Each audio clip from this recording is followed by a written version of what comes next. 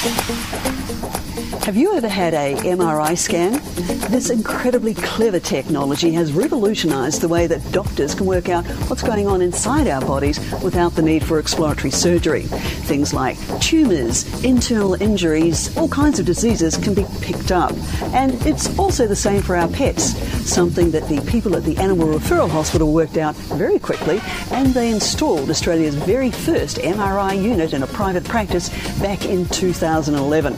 Now, normally the MRI unit is out of bounds except for the highly trained MRI team and of course their patients, but not today. So today we're going to be putting 500 litres of liquid helium into the MRI, which is a fairly complex... Engineer and ARH co-owner Scott Humphries is well aware of what can go wrong. The MRI's his baby, and he's taking no chances. I have an engineer coming to help me. To start with, we're going to have a quick look and just see what the helium levels are in the magnet right now. And we can see 33% is the current level. The magnet becomes critical at 30%. Have to keep it above that level. The magnet will close down and stop scanning at 30%, although I can probably run the levels down below that. Anything we bring into the room has to be non-ferrous metal, it has to be non-magnetic. This is stainless steel, so it'll be a very high-grade stainless steel shell.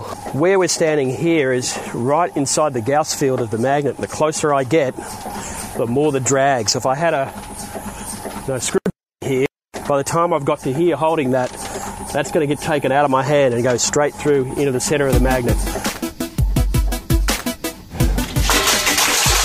Whoa! Okay. So there's been some horrendous accidents, mainly in the US. If you look up online, MRI accidents, you'll see great photos of usually cleaning mops and polishing machines stuffed down the middle of the magnet, where someone's come in not knowing what they're doing, and the magnet will grab it and it'll go straight into the core. And that's why these things are so dangerous. That's tens of thousands of dollars worth of helium blasting into the air as Berkeley's outdated MRI is decommissioned. Hopefully such waste won't happen today at the ARH. But first, a quick infographic on how MRIs work so that you can understand why they're treated so carefully. MRIs rely on a super strong magnet, able to send radio frequency waves through the patient, picking up or leaving out fats or fluids in and around the bony bits. Now, there are complex quantum physics involved, which we won't explain here.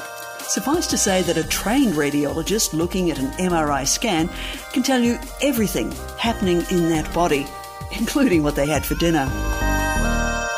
But the magnet can only work at ridiculously cold temperatures, minus 275 degrees Celsius. And for that, it needs regular top-ups of liquid helium at $20,000 per tank. This skewer is full of liquid helium, and the way we get the liquid out of this vessel into this vessel is we have two very small heaters, little heaters sitting right in the bottom of this. And we turn those on, and that creates a gas, boils off some of the helium, creates gas, and that creates enough pressure to pump that helium. And we have a special line that gets attached to this vessel, which is insulated and allows with as little boil-off heat transfer as possible to pump the liquid from here into this vessel. And there we are, we're hooked in to the top of the magnet, and liquid helium is pouring in. And you can see on our gauge, our pressures are rising as we're pumping in, because we're creating gas in there as well. And there's an added reason not to waste a single drop. The big issue with MRIs is that the world is running out of helium. Liquid helium is becoming very rare and it's becoming very expensive. So to keep machines like this running, we have to keep them as efficient as possible and reduce dramatically the amount of helium that we boil off.